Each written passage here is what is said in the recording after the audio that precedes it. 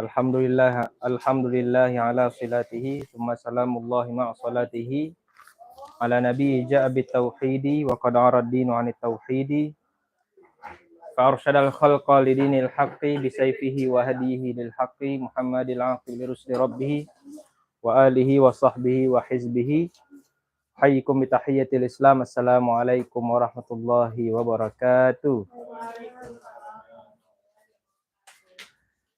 Insyaallah di pertemuan kelima hari ini, malam ini, kita akan membahas mengenai pembahasan ataupun bab ketiga dari pembahasan ilmu akidah. Pembahasan pertama tentang apa? Bab pertama akidah tentang apa?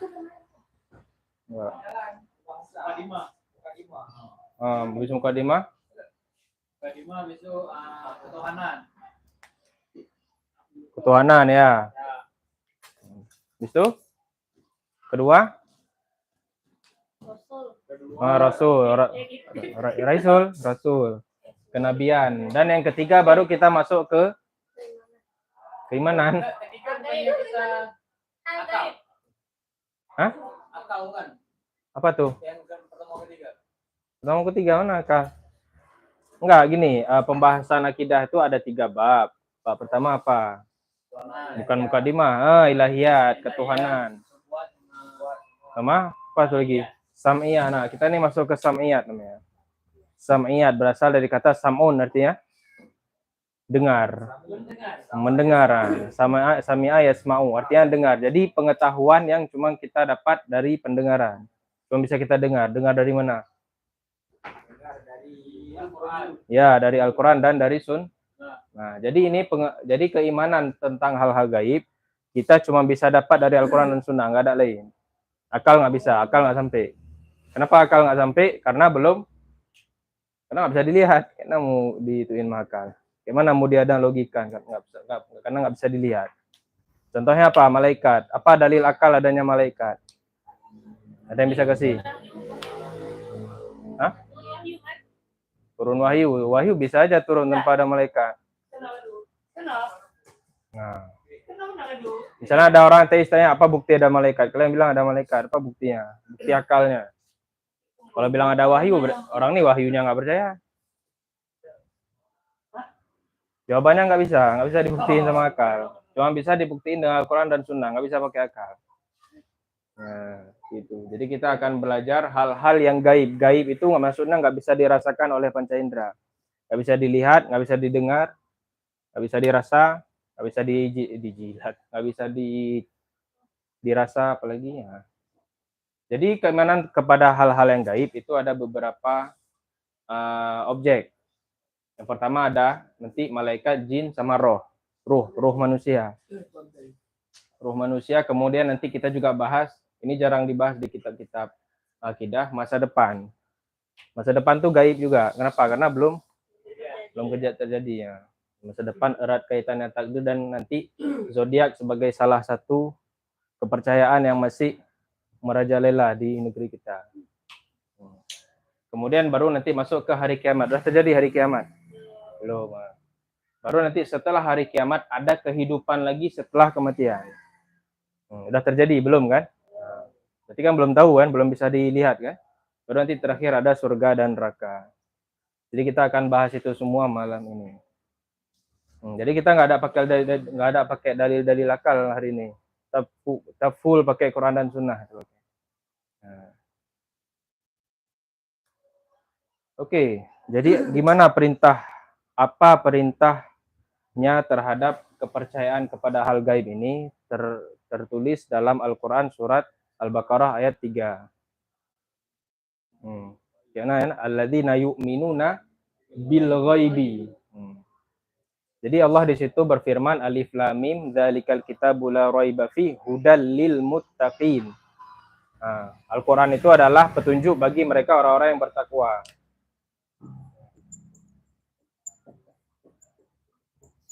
Orang yang bertakwa.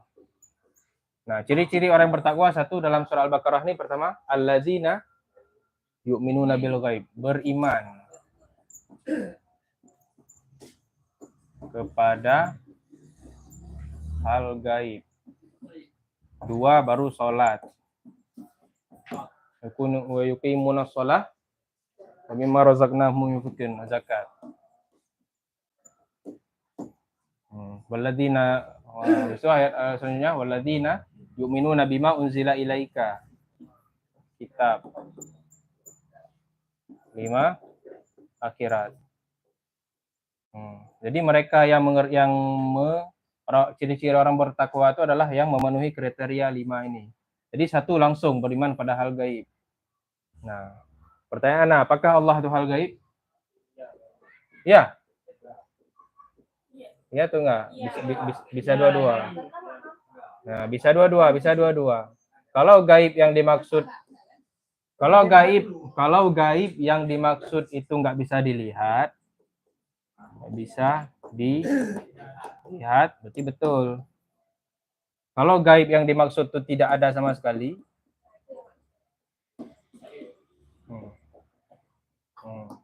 salah kan? Mustahil kan? Mustahil. Oke. Jadi langsung pertama itu alladzina yu'minuna bil ghaib.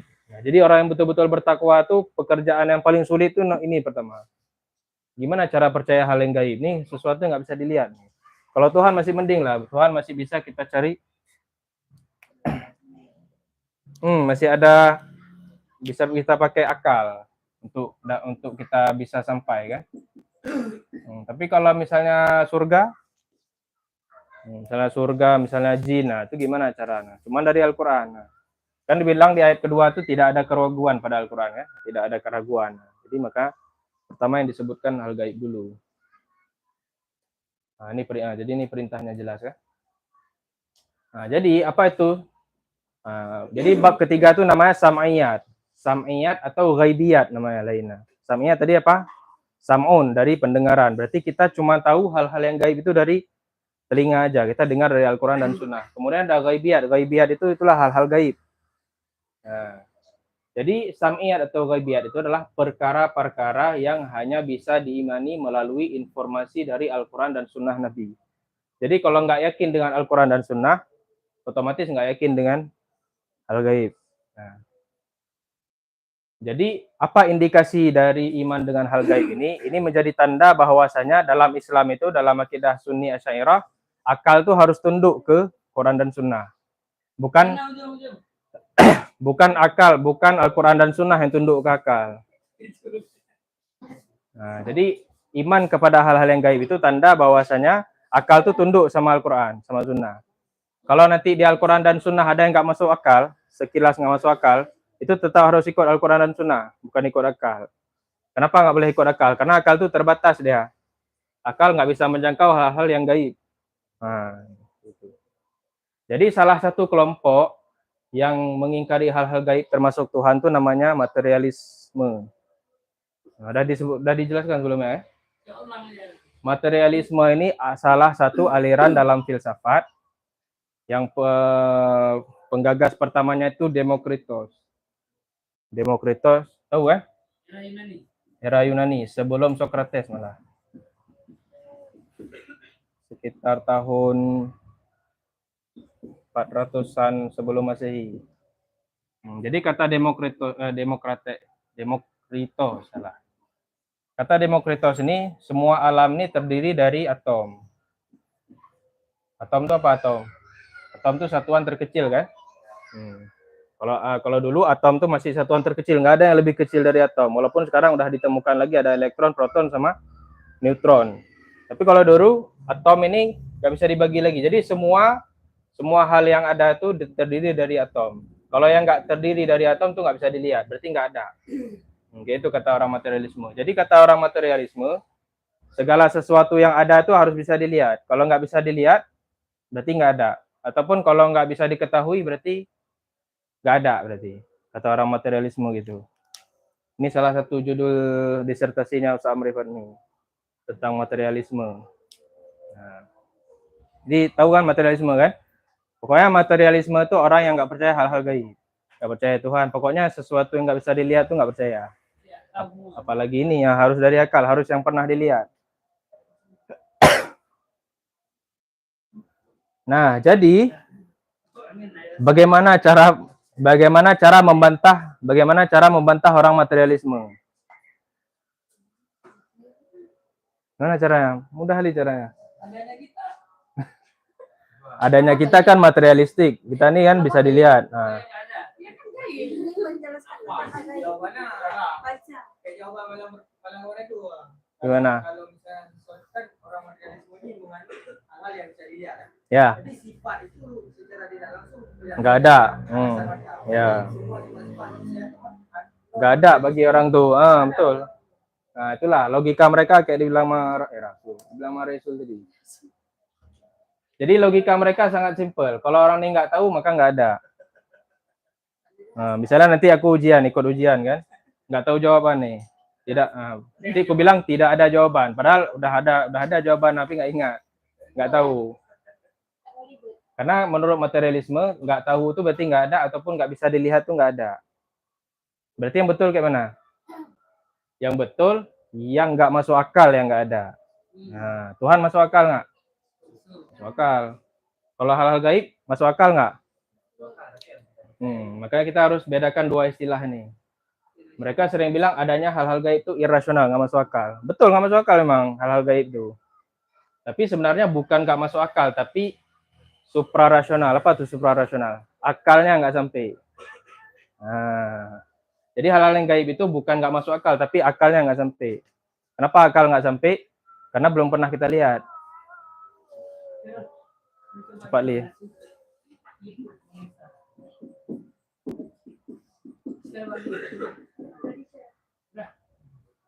Jadi ada dalam satu kitab judulnya itu Aqidah Islamiyah. Aqidah Islamiyah dikarang oleh Syekh Abdurrahman Hasan Habanake. Beliau ini orang Suriah. Beliau ini gurunya Syekh Said Ramadan Al-Buti. Gurunya. Jadi dalam mukadimahnya langsung dibilang di situ, langsung dinukil pendapat Aristoteles. Apa kata Aristoteles? Manusia itu tidak bisa melogikakan hal-hal yang tidak pernah dirasa oleh panca indera.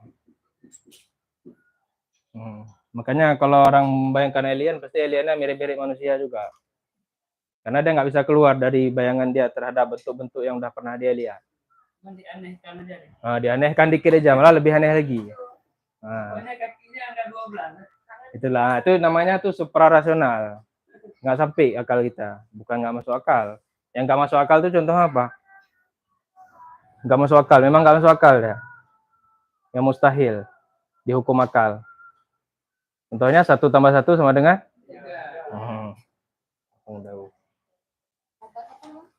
Apa? Haban nakeh.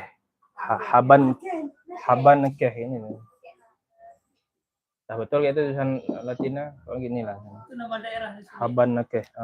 Nggak tahu, itu nama keturunan ya. Haban nakeh. Ini paham kan? Mudah kan? Mudah. Ya, Suriah. Oke, kita langsung masuk ke hal gaib yang pertama. Nah, kita masuk hal gaib yang pertama. Ini jarang dibahas di kitab-kitab akidah. Yang pertama langsung ke masa depan, al-mustaqbal.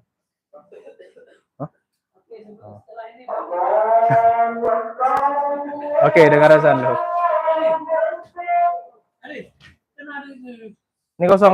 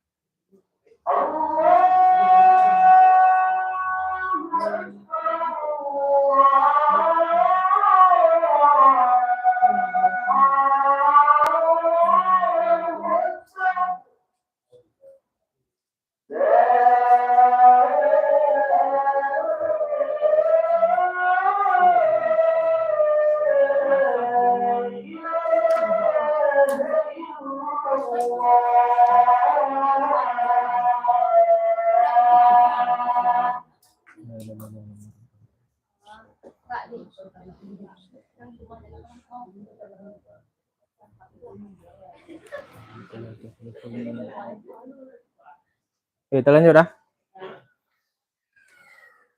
Oke, jadi kita masuk ke hal gaib yang pertama, yaitu masa depan ataupun takdir lah kita bilangnya. Nah, jadi masa depan ini berkaitan dengan rezeki, berkaitan dengan jodoh ataupun berkaitan dengan ajal. Nah, itu rezeki maksudnya gaib, rezeki kita ke depan. Rezeki tahun depan, rezeki 2 tahun lagi. Nah, jodoh juga jadi rahasia bagi orang yang belum nikah. Yang udah nikah udah aman jodoh. Tuh betul juga tuh, bisa jadi ada jodoh kedua, bisa jadi. Langsung panik.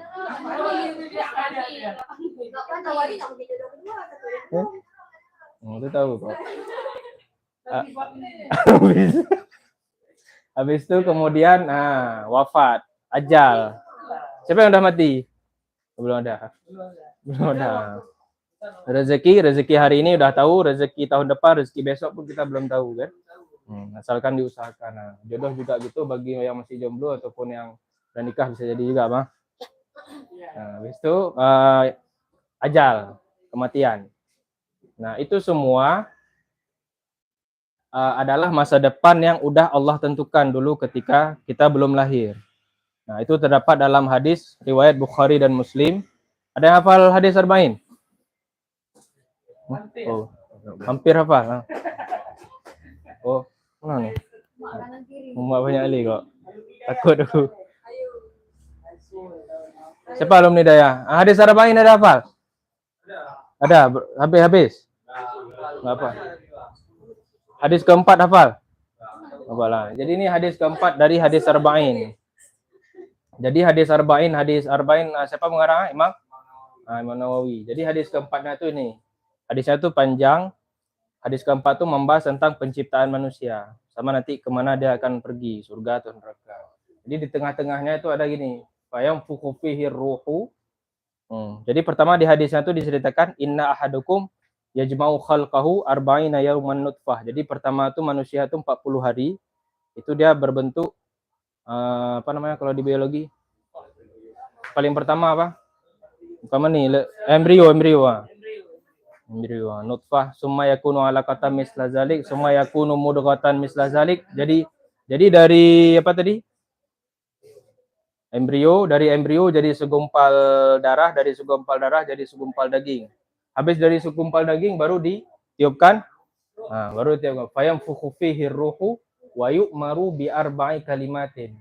Ketika ditiupkan ruh, ketika ruh ada masuk, baru dia jadi hidup, maka ditulis 4 perkara dari orang itu, dari manusia yang akan lahir tersebut. Pertama, rezekinya udah ditentukan. Ajalnya udah ditentukan, kemudian perbuatan-perbuatannya juga udah diketahui, kemudian kesengsaraannya dan kebahagiaannya. Jadi itu udah ditentuin. Makanya kita nggak perlu, jadi nggak bisa lari. Tapi kita nggak tahu ketika udah lahir. Kalau udah tahu kan nggak seru lagi ya, nggak seru lagi hidup. Nah, makanya karena ada hadis inilah haramlah zodiak sama bukan astronomi, astrologi. Ya. Zodiak itu apa zodiak? Ilmu bintang yang terbagi dari 12 bintang dilihat dari apa? Dari tanggal lahir kan? Di zodiak itu diajarkan tanggal lahir kita tuh yang menentukan nasib kita. Makanya dia ujung-ujungnya kenapa zodiak itu syirik? Nah, di sini mah. Bang. Sini Bangki. Susah. Enggak seru weh.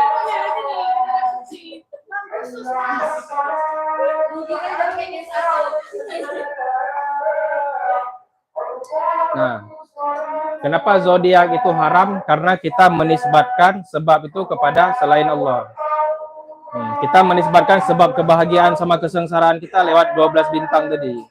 Ya, makanya dia haram, qat'an, haram. Nah, ilmu apapun, mau tuh zodiak yang dari apa tuh? Aquarius sampai Sagittarius, mau yang punya orang Aceh apa namanya? Aquarius. Nah, itu lucu. Itu lucu.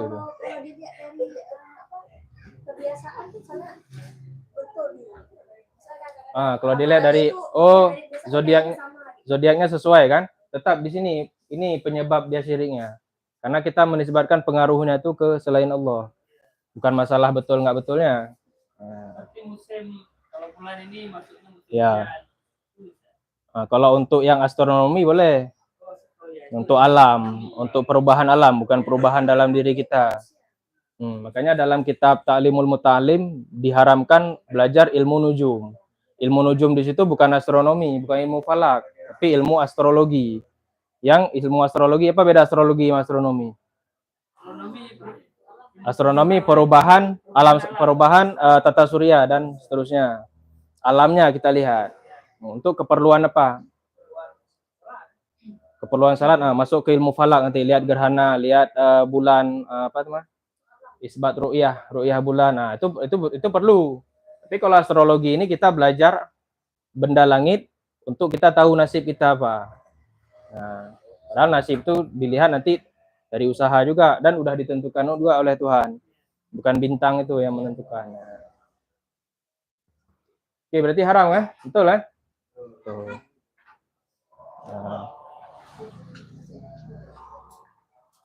Kalau gejala-gejala kayak sakit ini, kalau ini nanti ada sakit. Sama tuh. Sama tuh. Apa ganti nama? Ganti nama.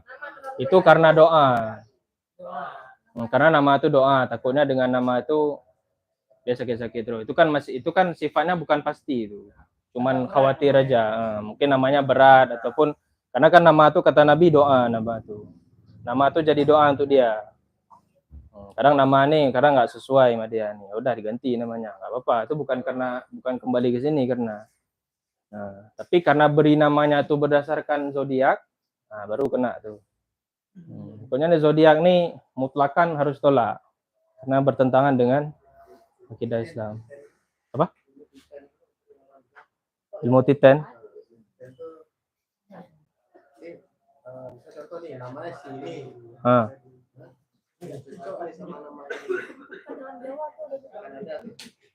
Namanya si Miswar. Ada yang datang nih sebelah perempuannya. Ini si cowok nih namanya Miswar. Cocok nggak sama namanya Aisyah? Sama anaknya. Oh, dicocok-cocokkan. Itu ada juga. Cuma berdasarkan nama ya. Ilmu Salah. Titan. Masuk sini juga tuh sama. Nggak boleh ya. Dan itu mudarat itu. Karena kan kan ada. Cuma gara-gara nama nanti ya. Acehnya apa? Praja ya. Nah, praja sama juga. Itu semua Praja. masuk ke syirik kalau dalam akidah. Syirik.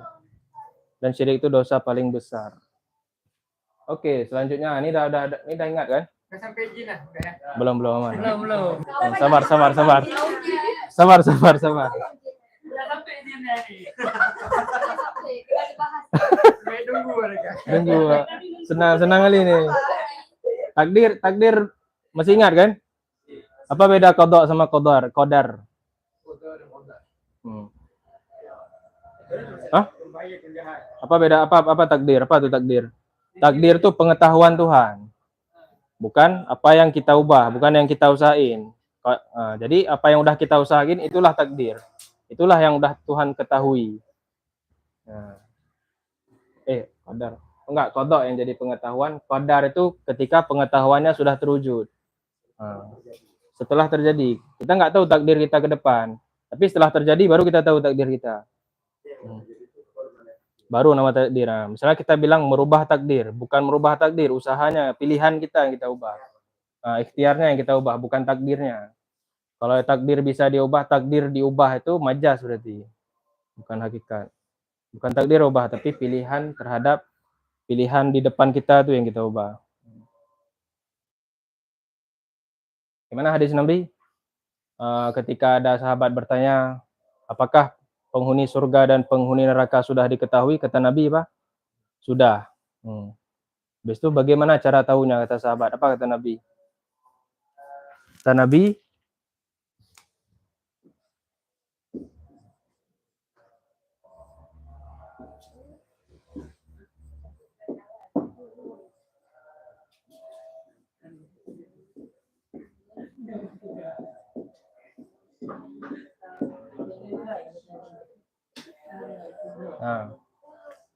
kullun muyassarun lima khuliqalahu.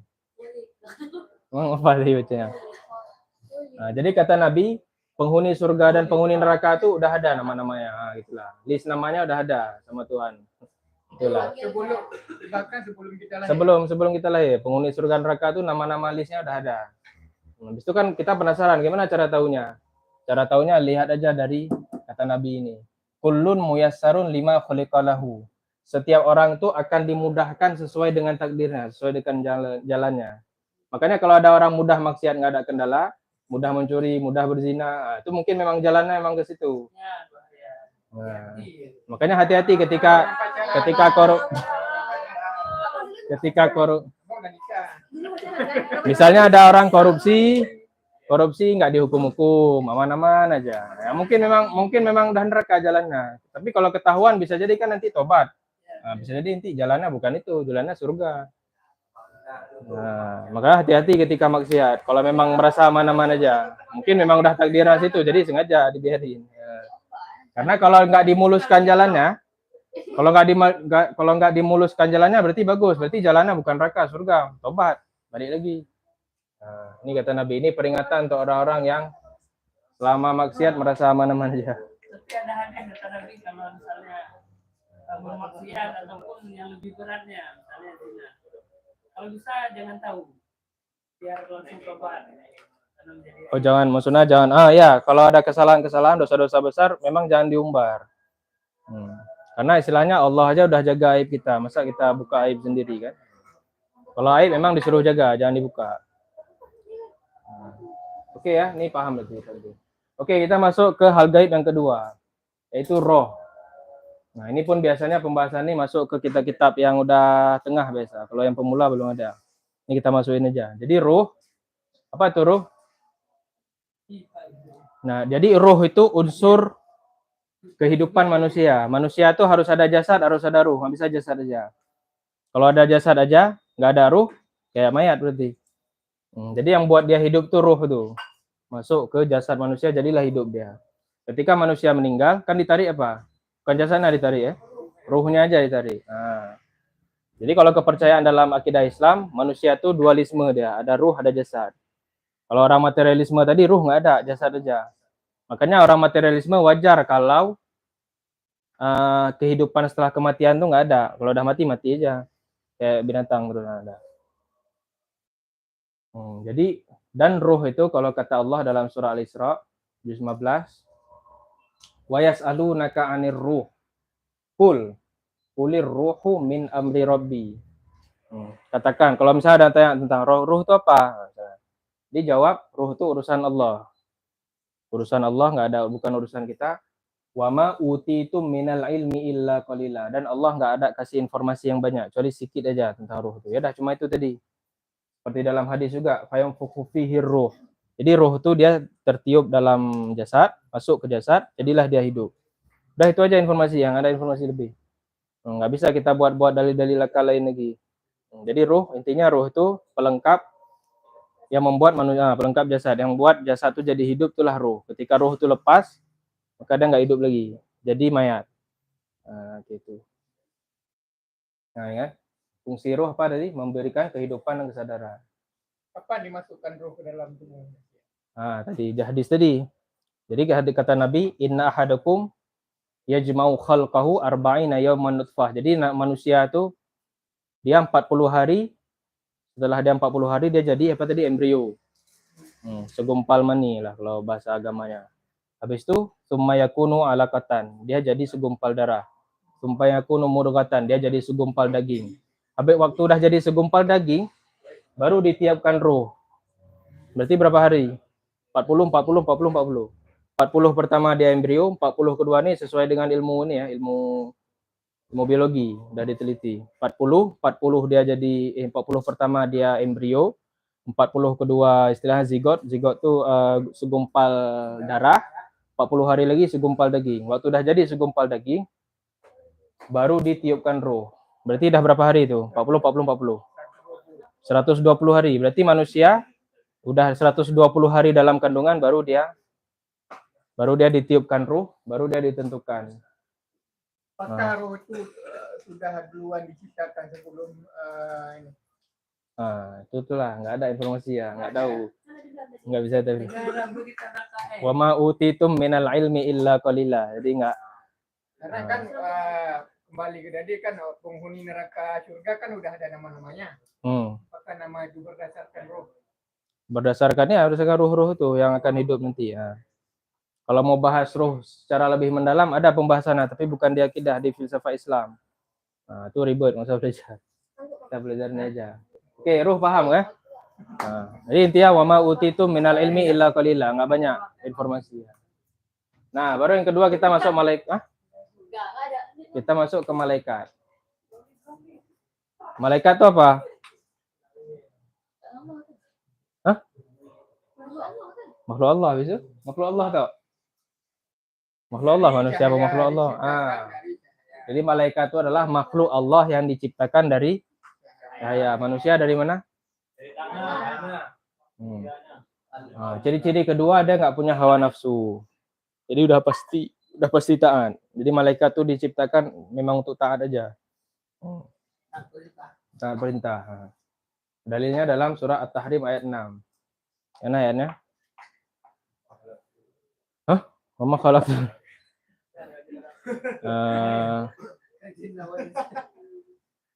Alaiha malaikatun ghiladun syidadun la ya'sunallah. Mereka nggak akan la ya'sunallah.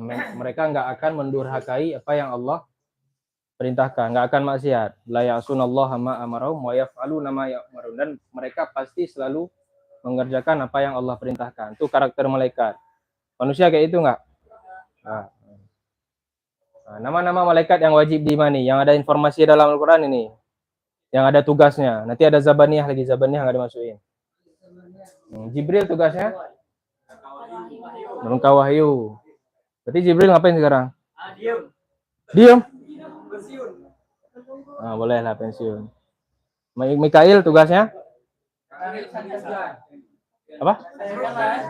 Menurunkan rezeki, ya. Menurunkan rezeki, menurunkan hujan, betul.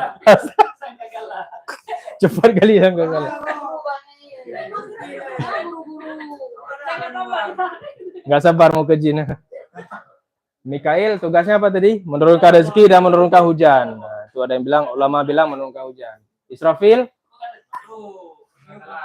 Niup sangkakala. Kapan sangkakala ditiup? Hah? Kapan diperintah? Betul. Ya, ketika hari kiamat, hari H.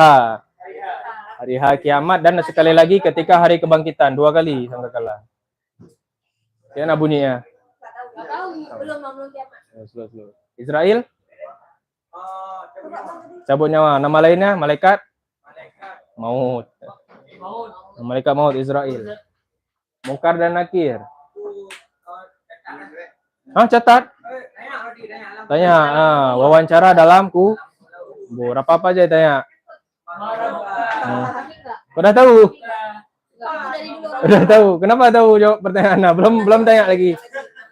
Karena ada informasinya, ada tutorialnya. Dan nggak mesti orang yang udah hafal tuh bisa jawab di kubur. Sesuai dengan amalnya nanti. Ke rohnya. Kalau jasad emang dah nggak hidup lagi. Jasad kapan nanti di hari kebangkitan baru hidup ya. Rohnya tetap dalam kubur nanti. Nah itu nanti di alam itu nanti, alam setelah nanti. Apa? Nah. Kan nggak semua orang dikubur kan? Ada yang hancur-hancur juga. Nanti kita lihat di alam barzakh, alam yaumul ba'ats. Ya. Ini mungkar nakir pokoknya ketika nggak harus dalam kubur, udah meninggal. Nah, itu apa namanya? Rohnya tuh ditanya. Apa ya tadi? Nah, aku nggak tahu.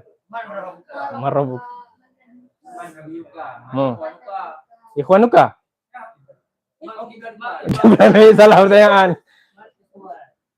Nah, habis itu nah, rakib di mana terletak? Terletak. Kanan. Ya. Rakib pencatat apa rakib? Atid. Jangan sampai dia paling banyak nyata. Malik, malaikat Malik. Malik, surga. Neraka. Atid ada 2. Astaga. Sesat.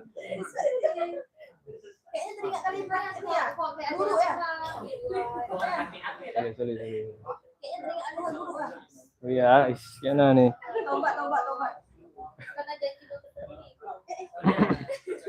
Malik penjaga gawang neraka, siapa bilang? Ridwan? Surga. Udah hafal nih kan? Udah.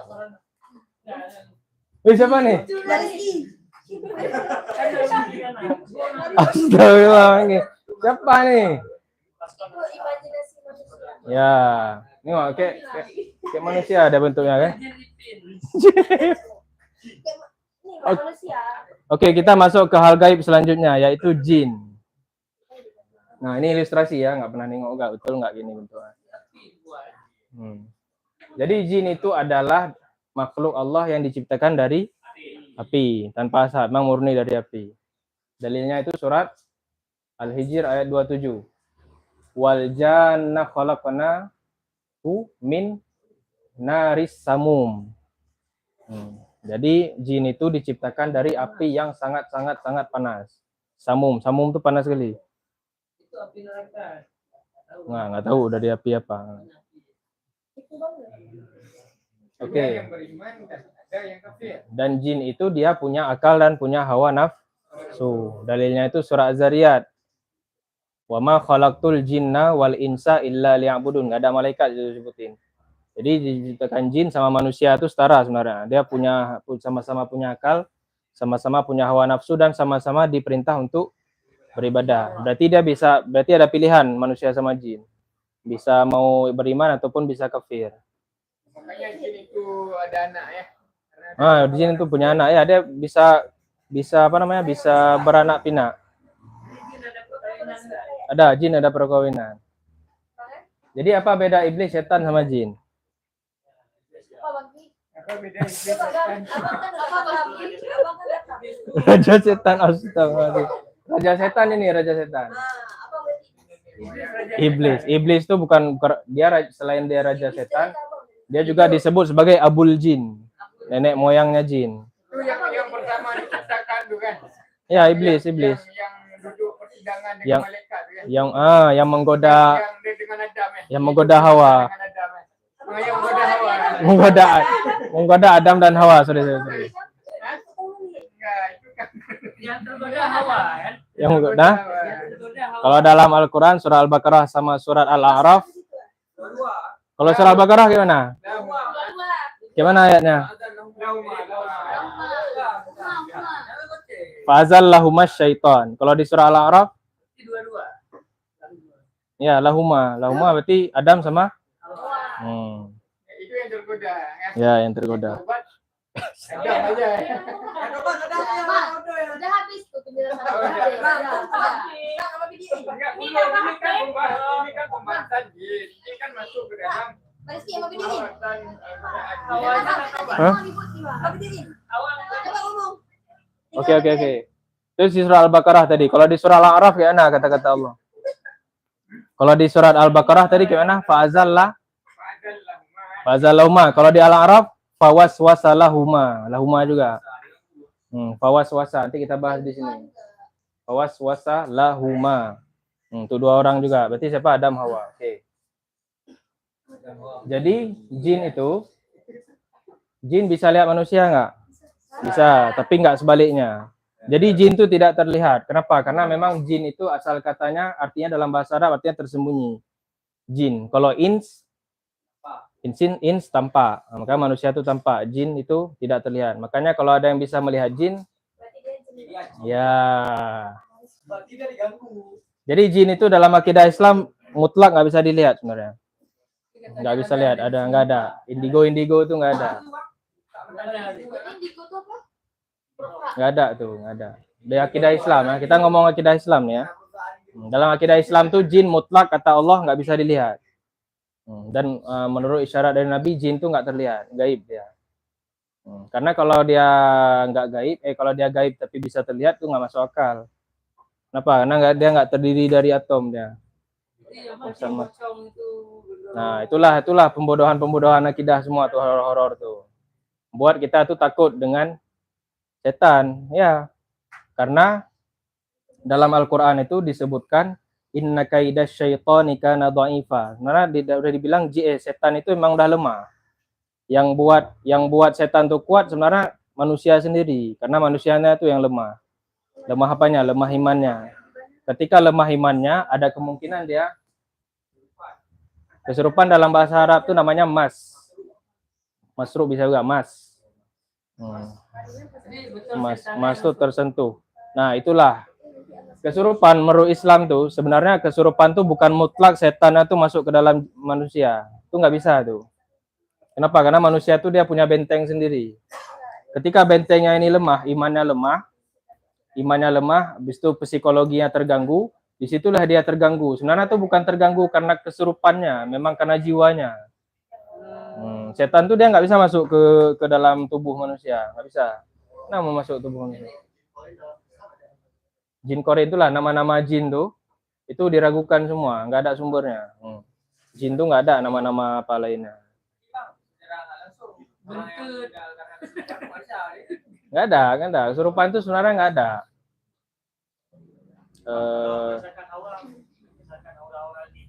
Aura-aura jin itu bisa jadi karena mancing. Itulah karena kita yang nggak kuat. Habis itu ditambah lagi nanti mungkin ada pengaruh sihir. Itulah tuh. Kalau yang meninggal katanya dia disantet gitu. Itu dia meninggal karena takdir atau dia meninggal karena ada unsur santet itu? Takdir betul. Itu santet itu apa? Sihir kan? Nah, sihir itu dia bisa berefek kalau memang atas izin Tuhan. Bisa aja santet itu. Nah, jadi dia kayak perantara gitu. Kalau dia mati karena santet itu memang udah takdir betul.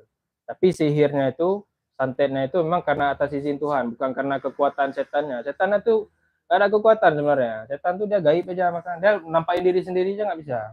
Tapi kalau secara syariatnya dia memang udah akhirnya gitu meninggal ya. Kalau memang udah meninggal udah takdir semuanya. Sebabnya ya, sebabnya. Dalam Al-Quran kayak mana katanya kalau masalah surupan? Alladzina ya'kuluna riba la yaqumuna illa kama yaqumul ladzi yatakhabbathu syaitanu minal mas. Nah, jadi orang yang riba itu, kata Allah, kata orang riba itu seperti orang jiwanya tuh sakit, kayak diganggu sama setan tapi sambil sakit. Nah, kata ulama gitu.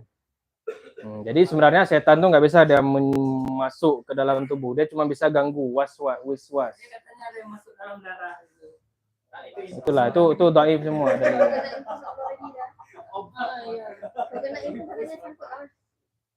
Nah, ini dalam surah An-Nas kan? Min syarril waswasil khannas. Waswas. Nah, jadi setan itu kemampuannya cuma ini sebenarnya. Waswas. Wiswas itu artinya menghasut. Nah, jadi kalau ada manusia yang suka menghasut ke keburukan, jangan-jangan. Jadi kalau manusianya yang berbuat maksiat lebih banyak karena hawa nafsunya atau setannya? Karena setannya mendorong hawa nafsu dia. Nah, waswasil khannas. Khannas ini artinya, kata Imam Ar-Razi, at-ta'akhur. Sembunyi. Jadi setan, ketika iman seseorang tuh kuat, misalnya iman kalian tuh kuat, setan tuh lari sendiri dia. Dia nggak berani sama orang-orang imannya kuat. Ketika dia berani sama orang yang imannya biasa-biasa aja atau lemah, dia datang deh, berarti iman kita nggak kuat. Jadi benteng manusia tuh cuma di imannya. Berarti kayak rasa takut kita tuh Energi, ya, kita makin takut ke kamar mandi sendiri, itulah karena energi kita tuh. Psikologi kita diganggu, semakin diganggu. Main di luar dan mana-mana. Apa? Enggak ada. Ini dukun tuh kenal loh. Dukun tuh sihir, belajar sihir. Kalau yang sama Nabi Ibrahim. Tapi kata Nabi, memang gangguan jin tuh ada gangguannya. Makanya ada dalam Islam tuh ruqyah syar'iyah. Ruqyah syar'iyah itu bukan dengan mantra-mantra atau benda-benda, dengan ayat Al-Quran juga. Tapi memang ada orang khusus yang bisa meruqyah atau siapa aja bisa? Siapa aja bisa, tergantung imannya. Oh, ain, penyakit ain. Penyakit ain tuh muncul karena banyak orang dengki sama dia.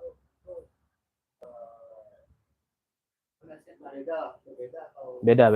Penyakit ain tuh beda bab lagi. Penyakit ain itu adalah perbuatan yang menghasilkan hasad. Misalnya makanya bayi itu jangan sering diposting karena takut orang iri. Takut aja. Nah pasti nggak apa-apa. Atau misalnya kita punya banyak harta, kita flexing itu kan mengundang hasad. Nah, itu namanya ain tuh nanti. Takutnya nanti Honda kita tuh jadi apa, misalnya harta kita jadi bermasalah. Ini aku yakin, ini pasti banyak pertanyaan masalahnya. Kalau makan lagi ngaji perbuatan jin nggak? Jin. Tadi beliau makan. Nggak tahu itu jin yang tahu, aku nggak tahu.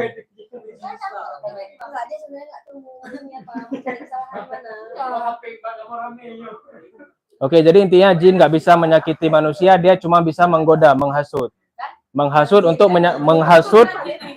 menghasut manusia tersebut untuk mengacaukan dirinya sendiri, mengganggu dirinya sendiri. Itu yang penting. Hipnotis masuk ke sihir juga. Apa hukum belajar sihir? Merendah belajar. Kenapa? Karena itu buruk-buruknya jual diri. Ya, keren. Dalam Al-Quran, Bang, nama Quran. Hah? Nama Quran, Bang. Baru tahu nggak? Nama Quran. Kalau yang orang berobat bagaimana? Hah? Itu minta berobat itu. Minta doa. Itu beda, tawasul itu. Tawasul boleh. Kita minta doa. Orang minta doa orangnya tuh berdoa kemana, itu jadi masalah nanti. Kalau dia doa ke Allah nggak ada masalah. Kita minta doa sama orang soleh. Karena kenapa? Karena orang soleh itu bisa jadi peluang diijabah itu lebih besar. Maka kita minta sama dia doa. Kita mohon doa. Itu nggak harus sama orang soleh, sama kawan-kawan diri pun bisa. Oke ya. Kalau orang berdoa di kuburan itu gimana? Berdoa di kuburan itulah tergantung dia berdoanya tuh kemana. Kalau ke kubur syirik, kalau ke Allah nggak masalah. Kan banyak kalau di Jawa-Jawa itu kan banyak kan.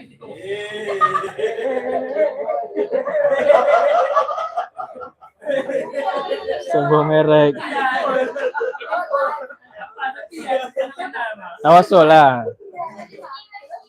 Tawasul itu boleh kita doa di makam dengan wasilah keberkahan orang yang udah meninggal itu. Jadi orang yang meninggal itu cuman kita pakai kasara keberkahannya aja. Karena dia orang soleh, bukan karma, jangan bilang karma. Kesolehannya dulu. Jadi kita berdoa melalui perantara dari kesolehan orang yang udah meninggal nih. Kita doanya ke siapa? Tetap ke Allah. Jangan ke doa minta berharap. Orang tuh salahnya tawasul dia minta sama yang dikubur tuh. Sama kalau kita doa tuh salawat dulu ya. Iya sama tuh salawat tuh tawasul terbaik lagi. Makanya doa tuh sebelum doa kemarin apa di tafsir Ar-Razi kemarin? Memuji Tuhan dulu ya. Jadi adab sebelum doa tuh alhamdulillah tuh mau sesusah apapun kita. Alhamdulillah baru tawasul, kedua tawasul ke siapa berarti? Kepada Nabi ya, melalui wasilah dari keagungan Nabi Muhammad kita memohon sesuatu. Nah, gitu. Itu adab dalam berdoa kata ulama. Udah kan? Kadang-kadang ada orang tua tuh yang keluar tanah dari orang tuanya lagi untuk menikah anaknya itu masuk. Gimana? Misalnya nih ada kan habis kita ziarah, ada orang tua kadang ambil tanah sedikit. Oh ya ya. Untuk tawasul juga, niatnya bertawasul juga. Tapi kan Itu disuruh amin, ya. lagi. Itu sebenarnya adat kah? Itu ada tuh, nggak ada dalam agama juga tuh. Sama tuh ambil tanah. Itulah orang mengambil tanah itu kan berarti dalam pikirannya apa? Oh, ini tanah ini ada jadi sebab nih. Dia yang boleh itu cuma tawasul aja. Misalnya kita tawasul selawat Nabi kan nggak ada disuruh kita harus pergi ke Raudhah sana kan nggak.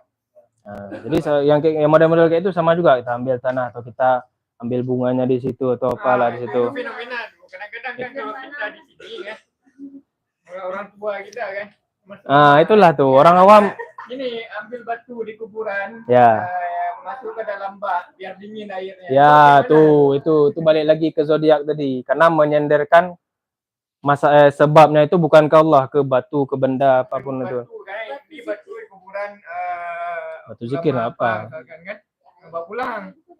Taruh di pulang air. Ya, berarti kan di pikiran orang tuh batu ini ada efek nih. Nah, kan kasih sebab dia batu nih ya. Itu masalahnya itu yang jadi masalah sebenarnya. Nah, kalau batu zikir tuh alat aja, cuma alat. Ini batu yang dipakai untuk orang yang zikir kayak orang kan ada yang apa tuh yang sebulanan berzikir terus batu itu diambil untuk pendingin dia. Nah, itulah tuh pendingin. Kan ada Sebab juga, berarti atau kan? ditaruh ke kuburan. Sebab jangan sebab batu ya. Selama benda itu kita anggap dia sebagai sebab, itu udah syirik terus. Langsung syirik. Itulah, itu banyak hal-hal kayak itu kan. Apalagi sama orang awam. Orang awam tuh nggak paham dia. Kalau orang awam menganggap benda-benda itu tadi kasih efek tuh. Sama semua. Ya. Raja lagi. Banyak kali ya. Kamu jawab. Banyak kali. Takut ya. Karena ada bawa kemarin. Bangnya kan kayak gitulah. Ya. Rame nih. Yang bawa siapa?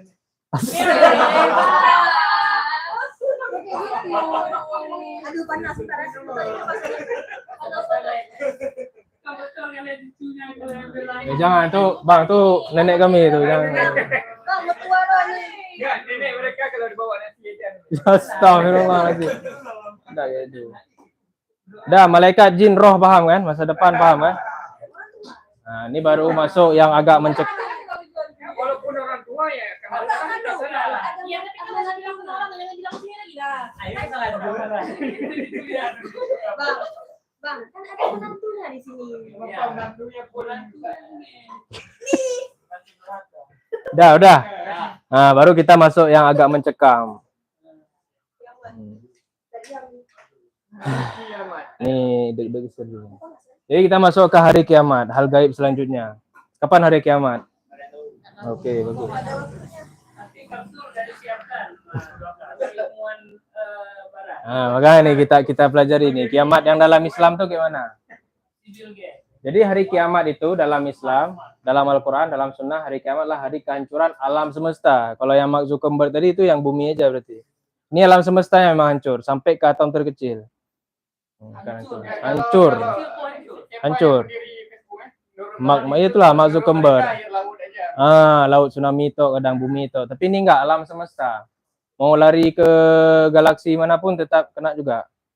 Dan itu hancurnya tuh kalau dalam Al-Quran memang sekali gitu aja. Bukan yang model jatuh setahun. Sekejap, karena itu dalam surah Abasa nanti. Jadi kalau ya, kalau di surat Abasa apa kata Allah? Yauma yafirrul mar'u min akhi. Hari itu sesama saudara tuh udah nggak peduli lagi. Saudara wa ummihi wa abi. Anak sama ibunya, ibu sama anaknya tuh, ibu kan sayang kali sama anak kan. Di hari itu ibunya nggak peduli gimana, saking nggak sempat tuh nyelamatinnya. Kalau di bencana alam kan masih sempat, mana nih kumpul lah. Kalau hari akhirat tuh, kalau hari kiamat itu kata Allah, ibu aja, anaknya tuh udah dia nggak peduli lagi, kok dia selamat lu. Itu hari kiamat, gitulah gambarannya. Nggak ada selamat juga, maksudnya saking mencekamnya. Nggak sempat lagi mikir anak, nggak sempat lagi mikir apa, pokoknya selamatin diri itu dulu. Wa ummihi wa abihi wa sahibatihi wa banin. Nah, itu gambarannya mencekam hari kiamat. Jadi betul-betul kehancuran alam semesta. Dan dimulainya kehidupan yang baru. Nah, ini lagi. Kalau di agama lain ataupun di ateis nggak ada nih. Kalau kata orang ateis ada kiamat, tapi kiamat bumi aja. Ataupun kiamatnya tuh kalau kata Stephen Hawking tuh sikit-sikit ya. Hancur dulu alam tata surya ini jadi big rip, kedinginan, mataharinya rusak, baru sikit-sikit black hole-nya, habis itu atomnya, dan itu lama kali masanya. Tapi kalau di Islam nggak, sekali terus. Oke, di film 2012 itu masih berproses. Atau manusia itu udah cabut nyawanya semua. Nanti di depan. Oke. Sabar. Tanda hari kiamatnya. Ya, itulah tuh lagi. Jadi hari kiamat ini punya banyak nama dalam Al-Quran. Ada nama-nama lainnya. Pertama Yaumul Qiyamah. Qiyam itu artinya apa? Berdiri. Maksudnya harinya itu betul-betul nanti akan terjadi. Betul-betul terjadi. Dalilnya ini. Nanti lihat sendiri. Ini dia. Wa yaumal qiyamati yuradduna ila asyaddil azab. Yaumul Qiyamah ini maksudnya hari akhir. Dimulai alam baru. Al-Baqarah ayat 85. Terus ada as-sa'ah. Sa'ah artinya apa sa'ah? Waktu. Waktunya udah berakhir berarti. Inna sa'ata la'atiyatun la raiba fiha. Kiamat itu akan datang, pasti datang. Tidak ada keraguan. Raiba kemarin apa? Raiba pasti. Raiba ragu. Ada raiba, ada syak kalau dalam bahasa Arab ragu. Kalau raiba itu ragu, ragunya tuh nggak ada alasan. Pokoknya ragu aja. Gitu yang asah. Habis itu yaumul ba'tsi. Yaumul ba'tsi artinya hari kebangkitan. Nanti setelah itu ada hari kebangkitan. Kemudian ada yaumul hisab, nanti dihitung semua pertanggungjawaban amalan-amalan, harta-harta semua. Habis itu yaumul fasli, hari pemisahan alam dunia ke alam akhirat. Masuk. Jadi di tengah-tengah itu apa? Kiamat itu tadi, hancurnya itu. Itu masuk ke alam baru, transisi ke alam baru. Kemudian yaumul hasrah, hari penyesalan. Hari penyesalan, kenapa nyesal di hari itu? Nyesal selama ini nggak amal soleh. Kalau tahu ada kiamat ini, mending aku beramal terus. Dari lahir sampai meninggal. Tuh penyesalan. Jadi penyesalan itu sangat mengerikan. Penyesalan itu kalau sekarang penyesalan masih bisa tobat. Tapi kalau hari akhirat nggak ada lagi tobat. Baru kemudian yaumut tanad. Ya qaumi ini akhafu alaikum yaumat tanad. Hari saling memanggil. Kenapa hari itu saling memanggil? Karena banyak kali urusan-urusan manusia yang belum beres. Dendam, gibah-gibah. Gibah-gibah, nyuri-nyuri barang, utang, utang lagi, utang. Utang bang, utang. Karena nanti di hari akhirat ketika di hasyroh itu, ketika di padang mahsyar, itu kan hari perhitungan tuh. Amal kita kurang nih. Nah, kita cari lagi dari siapa pernah gibah kita, siapa yang ada utang. Nah, jadi saling-saling memanggil di situ. Panik. Ya sampai akhirat orang. Maafin. Jadi kalau nggak mau saling memanggil lah, dari sekarang terus memanggil lah. Ya sekarang selesaikan bang. Dan nggak bisa selesai gitu. Itulah saking nyesalnya tadi. Kita cari orangnya yang pernah kita utang, yang pernah kita jelekkan, yang pernah kita gibah. Nah, di situ kita cari nanti. Walaupun kita taat kali, banyak masalah. Ya, itulah nanti kata Nabi, ada orang yang merugi, itulah tuh. Amalnya banyak, tapi dia sering gibah, dia hatinya nggak bersih ketika beramal, pengen dilihat terus. Disitulah orang yang merugi kata Nabi. Udah banyak bawa amal, waktu udah dihitung udah tinggal dikit lagi. Dipotong kan Lihat. dipotong. Minus. Bang ada sekarang bilang apa namanya? Siapa nama Ustaznya? Jangan sebut. Ngapain nanya nama? Kenal emang. Jadi kan nanti katanya Rasulullah tuh bersabda di akhir tuh ada manusia yang paling banyak dosanya, paling banyak juga pahalanya. Itu gimana? Di satu orang tuh. Nah, itu kontradiksi. Bukan itu maksudnya. Dia misalnya datang dengan amal yang cukup banyak. Habis itu bisa jadi berkurang karena itu tadi. Karena dia gibah. Habis itu dia waktu beramal itu dia niatnya tuh biar dilihat. Ria. Enggak, ini dia 50-50, Pak. karena pernah membunuh sahabat Nabi. Pahalanya itu karena dia yang membuat tali Al-Quran. Ayat. Itu gimana tuh? Nggak tahu. Namanya satu lagi. Dia yang penting di akhirat itu, ketika di mizan itu, misalnya tadi kan pertanyaannya, dia amal baiknya banyak, buruknya banyak juga. Juga sama gitu. Itulah kayak sama. Itu gimana? Kalau tidak siapa Abu Lahab. Ada masalah lagi, surga mereka. Nggak tahu. Banyak amalannya gara-gara buat baris Al-Quran. Ya, karena jariah. Pernah membunuh sahabat Nabi. Itu Nah. gimana dari akhirat ya? Bukan gara-gara itulah dari pilihan. Itu harus sama Tuhan itu. Nggak tahu. Allah alam nggak tahu. Nggak tahu. Kan tadi gimana coba? Aku pun nggak aman nih, nggak tahu. Apa yang ada terima ya umat tanah? Hari orang yang rugi ya. Ya, orang-orang yang merugi kita ke hari akhirat. Dia amal ibadahnya banyak, tapi dosa sama manusianya banyak juga. Nanti kalaupun ketemu orangnya misalnya Kak cari Bangki di akhirat. Belum tentu Bangki mau maafin karena Bangki perlu amal juga. Karena perlu amal juga nih Bangki ini. Orang pikir diri sendiri semua. Ada pikir orang. Jadi aku berkesimpulan apa? Maka sekarang. Ingat bang utang.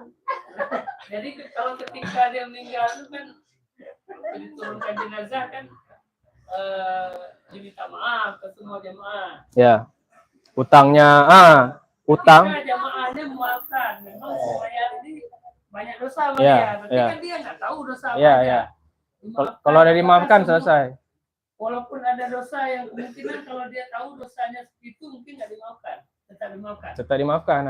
Itu udah dimaafkan, udah gugur berarti. Itu seandainya kalau masih ada dendam di hari akhirat tuh masih terbawa mati.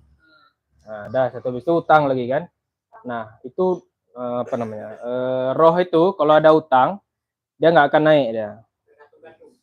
Tergantung. Masih ini siksa kubur apa enggak siksa kubur tuh masih tergantung tuh kalau masih ada utang. Makanya dibilang setiap ada orang meninggal kalau ada utang bilang harus diselesain utang tuh. Itu kan utang, Pak. Kita harusnya riba, Pak. Kalau riba tuh udah hitung makan harta yang batil udah masuk dosa lain. Kalau utang nih tergantung, nggak bisa naik istilahnya. Berarti kalau riba tuh langsung Riba tuh udah fix makan harta haram. Kalau misalnya antara yang utang dan yang diutangkan lupa. Kalau lupa ada hapus hukum, nggak dihitung lagi. Kalau teringat tetap. Makanya bilang sama ahlu bait. Jadi kalau koruptor itu gimana? Nah, itulah tuh. Makanya perlu hari akhirat nih untuk menghakimi itu. Mengadili mereka ya. Yes. Kemudian yaumul jaza, hari pembalasan. Jadi yang belum dibalas di dunia itu nanti di sana semua dibalas dengan seadil-adil penghakiman. Bagaimana kata Allah di surat Yasin? Al-yauma nakhtimu ala afwahihim. Hari kiamat itu hari ditutup mulut mereka. Jadi biar nggak bisa ngeles. Wa tukallimuna aidihim. Jadi yang ngomong tuh tangan. Wa tashhadu arjuluhum. Jadi yang bersyahadat itu, yang bersaksi itu kaki. Bima kanu yaksibun. Jadi yang bersaksi itu tangan sama kaki. Kemana kita bekerja selama di dunia? Apa yang kita lakukan selama di dunia? Jadi ketika hari akhirat itu nanti ketika dikumpulkan itu suasananya senyap dan mencekam. Dibilang oleh Allah dalam surat An-Naba juz 30. Bagaimana kata Allah?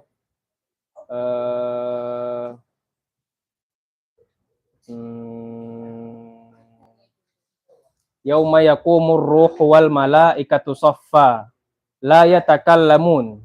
Jadi nggak ada yang ngomong satupun.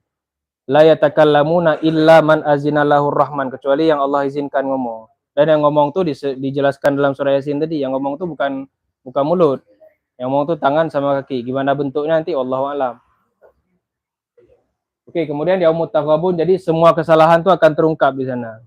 Ketika hari penghakiman, dosa sendiri-sendiri, dosa sama orang semuanya terungkap. Gak ada bantahan. Baru kemudian terakhir al-haqqah. Haqqah berasal dari kata hakun, benar. Ini ada tasdid, ada mat lagi. Haqqah, jadi baca gitu. Ini betul-betul nanti terjadi. Juz 29. Juz 29 surat ketiga. Oke, kita masuk ke tanda-tanda kiamat. Jadi tanda kiamat itu istilahnya dalam hadis asyratus sa'ah. Syarat terjadinya kiamat. Nah, gitulah. Jadi tandanya. Tanda itu ada dua, ada tanda kecil, ada tanda besar. Apa maksud tanda kecil?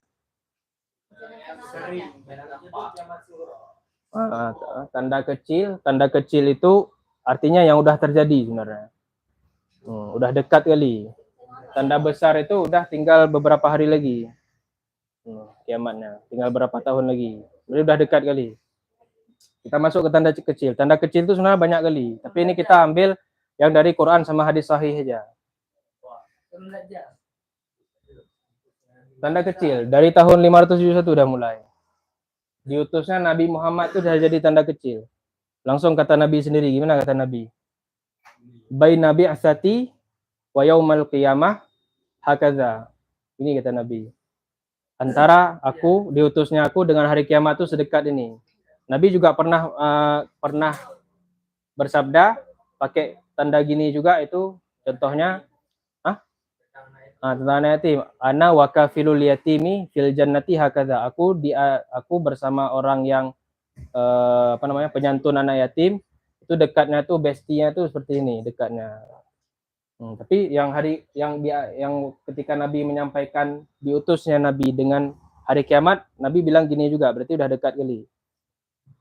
Ya itu jelas. Kenapa? Karena Nabi ada berapa Nabi? 25. Jadi ibaratnya dunia ini punya 25 episode.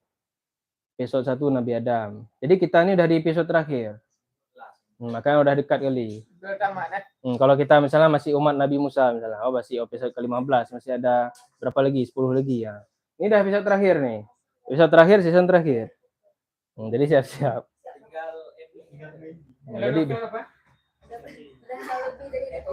Jadi diutus pertama, kemudian wafat Nabi. Lebih-lebih lagi, Nabinya udah wafat. Berarti syariatnya udah sempurna nih. Tinggal tunggu aja sih, gitu. Tinggal jalanin syariatnya. Kalau masih oke lah, misalnya masih masa Nabi kan masih proses wahyu. Walaupun kiamatnya udah dekat, tapi masih proses wahyu. Ini Nabinya udah meninggal. Berarti syariatnya udah sempurna. Tinggal tunggu kiamat aja berarti. Katanya ada pendapat sahabat ulama yang jarak gini itu ini 500, ini 1000. 1500 Hijriah. 1500. Itu dalilnya dhaif juga. Dhaif. Kenapa? Karena dia udah ditentuin tuh. Karena itu bertentangan dengan hadis sahih nanti. Hadis sahih Nabi ketika ditanya kapan kiamat, Nabi nggak tahu bilang. Itu aja. Kemudian Nabi nggak tahu juga. Kalau udah tahu nanti masih dulu baru nanti ibadah. Habis itu penaklukan Baitul Maqdis sudah pernah terjadi berapa kali? 2 kali. Pertama masa Umar bin Khattab, kedua apa sih ya? Salahuddin Ayyubi ya. Jadi Kalau udah sekali lagi baru ada disebutkan berapa kali itu penalukan? nggak ada. 3 kali. Itu kurang salib ya. Perang salib yang Salahuddin Ayyubi. Kemudian pembunuhan merajalela, kata Nabi juga. Tidak akan terjadi kiamat sebelum pembunuhan itu udah cukup luas, udah cukup kayak biasa gitu terjadi. Biasa sekarang. Udah biasa kan? Kemudian banyaknya fitnah merajalela, iman goyah. Udah Sampai Iman goyah. merebaknya zina dan khamar, normalisasi kemaksiatan. Jadi maksiat itu udah dianggap Biasa. kalau nggak maksiat cupu. Alah nggak nyabu cupu. Ya, itulah tanda hati kiamat. Padahal orang yang bilang kayak itu tuh tanda orang yang udah nyabu gitulah. Bilang nyabu tuh cupu. Kalau running main bola harus celana pendek. Itu maksiat. Nah, Nggak keren nah. nggak keren kalau Pakai nggak celana pakai panjang. orang. Alah celana panjang. Pakai sarung aja. Itu masuk ke kategori maksiat. Iya maksiat tuh. Bilangnya orang RPA. Jadi tanda kiamat itu maksiat tuh dianggap biasa. Ketika maksiat udah dianggap biasa berarti udah masuk ke sini. Jadi buka-buka orang itu biasa ya. Itu Kemudian banyak nabi palsu. Setelah nabi langsung ada nabi palsu siapa? Ya, saya lama Al-Qaza. Salam al-kazab. Kemudian ulama banyak wafat. Ketika ulama wafat, hilang ilmu, kebodohannya yang menyebar. Jadi yang ngomong-ngomong di depan tuh orang-orang yang nggak belajar. Udah kan? Udah. Kemudian berlomba-lomba meninggikan bangunan. Ini dalam hadis sahih juga. Gimana kata Nabi? Ya tatawaluna fil bunyan. Itu salah satu tanda. Kata Nabi gimana? Ma'asyratuha wa idza antalidal amatu rabbataha, ketika ibu melahirkan majikannya sendiri. Berarti anak apa itu? Ibu melahirkan majikannya sendiri. Anak durhaka berarti. Ketika anak durhaka itu udah banyak. Antalidal amatu rabbataha wa antaral hafatal auratal alata ri'asyai. Itu artinya berarti orang-orang itu sudah terbiasa untuk membuka aurat. Mau perempuan, mau laki-laki. Tapi Jadi kan sekarang banyak juga yang tutup aurat tapi nampaknya terbungkus. Itu sama masuk juga tuh. Masuk sempit maksudnya. sempit kan ya. Membungkus dia. Sama kemudian kata Nabi Kayak pisang gitu. Tahu isi pisangnya gimana ya tatawaluna fil bunyan. Ya tatawaluna fil bunyan tuh enggak mesti Burj Khalifa. Masjid yang udah dimegah-megahkan tuh masuk juga. Masjid dimegahin, orangnya nggak ada. Itulah masuk di sini. Habis itu kata Nabi nggak akan terjadi kiamat sehingga laki-laki itu mengurus 50 perempuan, kata Nabi. Oh, belum. Bukan satu nikah sama 50, maksudnya rasionya tuh 1:50. Satu aja susah. Betul. Karena kan dia bengkok. Sehingga rasionya tuh 1:50. Berarti kalau ada satu perempuan nikah, 49 tuh jomblo semua. Sehingga ketika terjadi, kalau udah kayak gitu baru udah masuk ke tanda ini berarti. Itu belum masuk ya. Ini ada yang bilang udah, ada yang bilang belum, tergantung negara kan. Tapi kalau fakta wanita lebih banyak, betul kan? Cuman rasio kata Nabi yang satu mengurus 50 itu belum, masih Allah alam nggak tahu. Masih banyak laki-laki. Itu karena saking misalnya kayak gitu, di Mabesa tuh laki, itu ceweknya tuh satu berarti ada 50 ataupun berapa, misalnya nggak mesti 50. Itu ganti nama Wanita Peduli Sejarah Aceh. Tapi dalam Mabesa buat lagi ya. Nggak mewakili masyarakat lagi. Ini kategorinya kalau wanita udah jadi ketua Mabesa.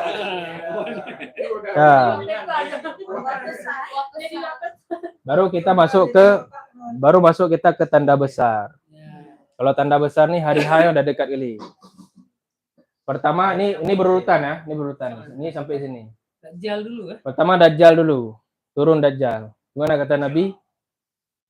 Alah lupa awal di sana. Dajjal ciri-cirinya tuh kata Nabi, mata kanannya tuh buta, di antara mata kanan dan mata kirinya ada tulisan kafara. Jadi dia cacat. Dan Allah nggak cacat kata Nabi gitu kan. Habis itu kata Nabi itu ketika Dajjal turun selama 40 hari, informasi dari Nabi. Hari pertama tuh rasanya kayak setahun. Lama kali. Hari kedua lamanya kayak sebulan, hari kedua dan seterusnya gitu. Katanya berpindah-pindah. Itu pindahnya Ya, dia pindah-pindah. Nggak tahu tuh, tunggu Dajjal aja. Dajjal ini. Oh ya, sorry. Pakai aplikasi. Dajjal, Pakai aplikasi. Dajjal itu berasal dari kata dajlun, artinya tipuan, penipu, pembohong. Jadi orang yang suka-suka penipu itu bisa disebut Dajjal secara bahasa. Yang orang-orang suka nipu, orang suka-suka bohong, orang ngaku-ngaku nabi. Secara bahasa dia disebut Dajjal, secara bahasa. Tapi Dajjal yang dimaksud di sini, ini memang seseorang keturunan Nabi Adam, keturunan manusia maksudnya. Manusia yang ciri-cirinya kayak dibilang Nabi tadi. Berarti tak jatuh hati. Jadi dia posturnya normal. Hah? Posturnya normal. Cuman dia cacat. Postur normal, dia cacat, mata kanannya buta. Di sini tulis kafara, nanti dia mengaku Nabi. Mengaku Nabi, dan nanti ketika udah pengikutnya banyak, baru dia mengaku Tuhan. Memang nanti Allah sengaja kasih kelebihan-kelebihan. Itu yang pengikutnya Ya, berarti orang-orang kafir yang imannya udah. Nanti makanya disebut Dajjal ini zaman fitnah, itulah tuh nanti. Jadi dia nanti akan banyak mempengaruhi orang-orang beriman. Pertama wanita. Itu orang beriman. Laki penipu. Hah? Orang beriman itu bisa goyang. Bisa, Abi. Justru orang beriman yang berpotensi. Caranya orang beriman. Orang beriman. Nah. Orang beriman ngapain dasarnya lagi memang udah. Memang Ya, bagian aja. jadi orang-orang munafik nanti ketahuan di sini nanti. Ketika ikut Dajjal, karena orang-orang yang ikut Dajjal tuh nanti akan dikasih banyak, kasih kekayaan. Nah, jadi Dajjal ini dijilat-jilat lah istilahnya sama pengikutnya. Dajjal ini dilahirkan juga ya. Dia dilahirkan. Apakah udah lahir? Allah alam. Kata Nabi di Khurasan. Khurasan tuh di Iran. Iran. Itu kata Nabi ya. Nggak ada akalnya nih, nggak tahu. Dah. Jadi 40 hari Dajjal di bumi. Ketika ada 40 hari baru turun Nabi Isa. Nabi Isa ini sebelum. Dajjal ini paling pertama nanti. Nah, jadi ini spoiler dari nabinya. Dajjal dulu pertama, baru nanti turun Nabi Isa. Nabi Isa ini ngapain? Nabi Isa ini membunuh Dajjal nanti. Dengan pengikut-pengikut masing-masing. Hah? Yang angin dari Yaman dulu. Sabar. Belum sampai lagi nih. Enggak, bukan masuk orang kan. Sabar ada nih. Sabar. Oh, ada. Nah, Nabi Isa kan? Nabi Isa fungsinya, tugasnya adalah membunuh Dajjal. Ketika Nabi Isa sudah membunuh Dajjal, ketika sudah selesai nih, baru keluar Ya'juj Ma'juj. Nah, Nabi Isa ini diturunkan kembali berarti. Ya. Manusia itu bisa nggak berjumpa dengan Nabi Isa itu? Bisa. Berapa lama Nabi Isa? Nah, itu nggak ada informasi ya, nggak tahu. Berarti Maksudnya yang hadis berapa sahihnya ulama ya. itu 40 tahun. Itulah, makanya kita harus nengok sumbernya itu. Kalau hadis sahih kita ambil, kalau nggak sahih nggak bisa. Sebenarnya tanda kiamat itu banyak kali sebenarnya. Ini kita saring sesuai dengan hadis sahih aja atau dari Al-Qur'an. Dapat 10 nih. Kalau kata Nabi tanda kiamat besar 10. Berarti 10 ini yang memang di hadis sahih. Apakah orang munafik itu semuanya orang munafik pada saat turun Dajjal atau memang ada orang yang selamat? Orang selamat ada. Dan itulah apakah nanti nggak termasuk itu yang nggak tahu. Ya selamat itu dibunuh berarti. Dibunuh berarti. Karena kan nanti ketika maka kata Nabi ketika ada nanti Dajjal misalnya masuk dengar ke kota Banda Aceh masuk. Tuh masuk rumah tutup pintu. Nah, nggak usah keluar dulu. Karena nanti kalau dah diinterogasi dah susah nanti.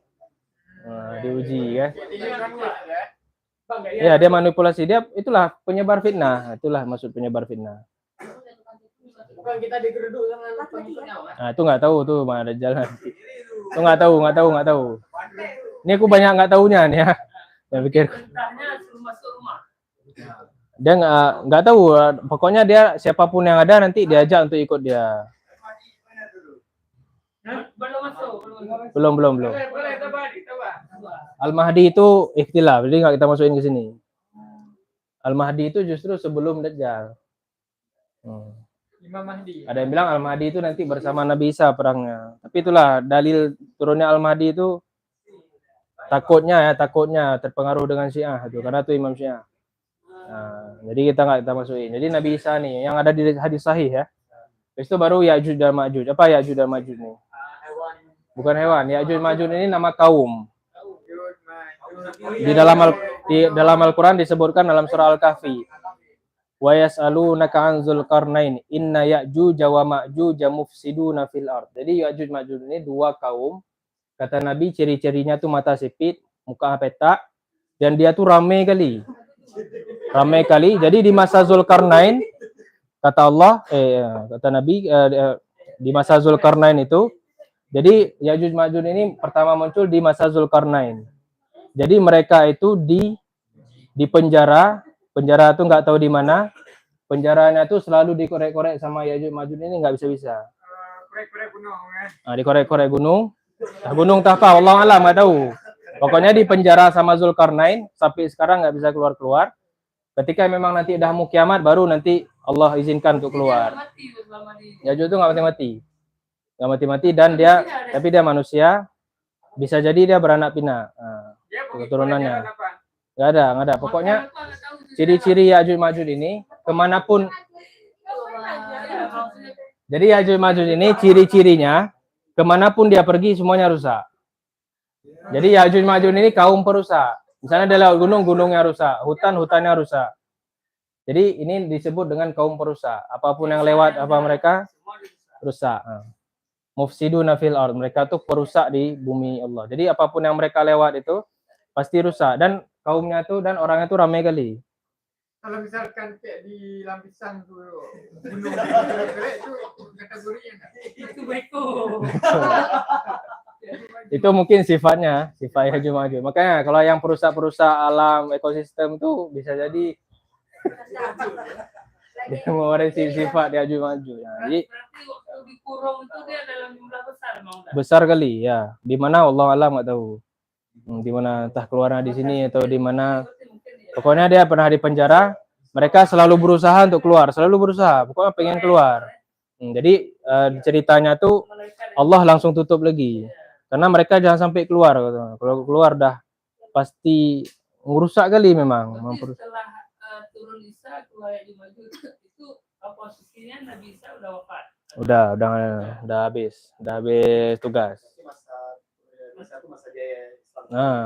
Ya. Lagi ya. Bisa jadi. Lagi ya, udah tahan nih. Berarti Nabi Isa wafat bukan di Itu Allah alam, nggak ada informasi ya. Ada yang bilang wafat. Berarti udah selesai Ya'juj Ma'juj. Baru masuk ke tanda selanjutnya, terbit matahari dari barat. Aku dulu pernah tidur, waktu bangun panik kok dari barat nih, rupanya tidur siang. Bangun sore. Panik. Ini kok udah dari barat nih. Rupanya tidur siang, lupa.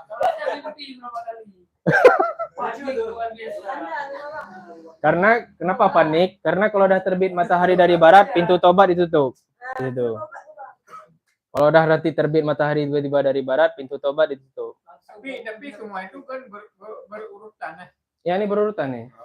Berurutan. Ini informasi dari hadis sahih. Bang, Ya'juj Ma'juj itu orang bilang tadi perusak kan, manusia perusak. Itu manusia kayak kita masih Allah dengan kita. Maksudnya kita dirusak juga nggak Bang mereka atau? Iya. Semua dirusak.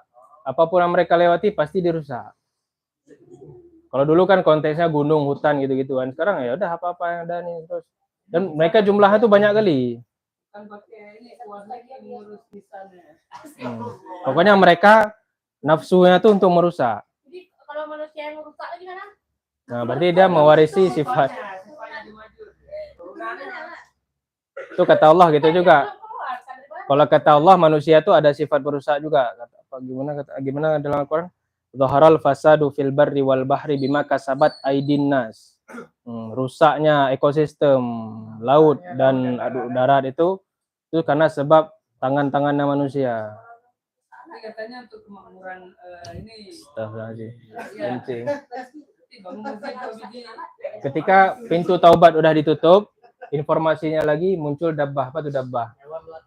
Hewan melata yang nanti akan kasih istilahnya kayak dia bisa ngomong, kasih cap ini beriman apa kafir. Karena kan pintu taubat ini udah ditutup.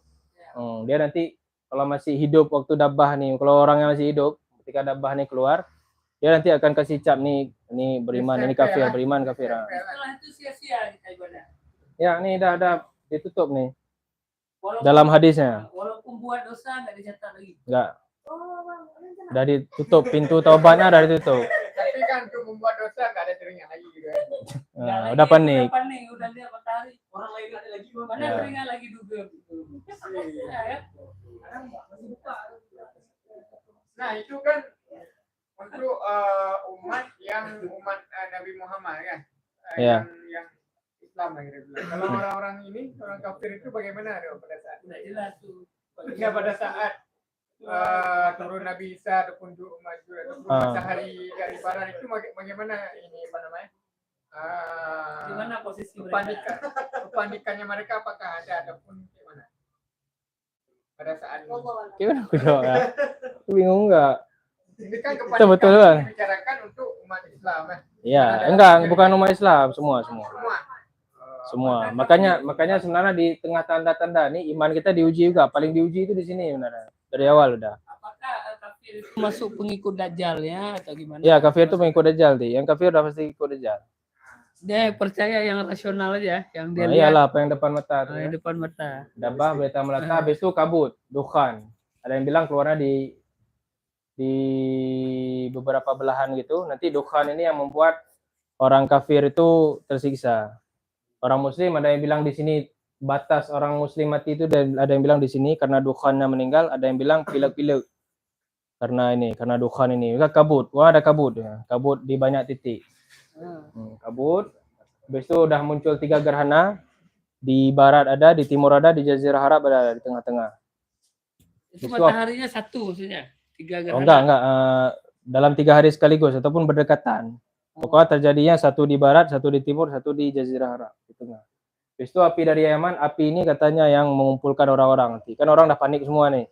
Ada api tiba-tiba keluar dari Yaman. Nanti orang semua ngumpul di situ, orang-orang yang tersisa.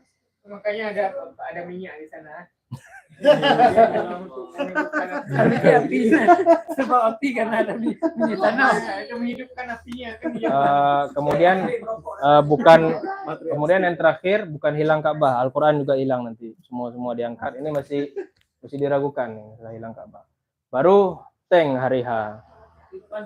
Tiupan sangkakala udah selesai.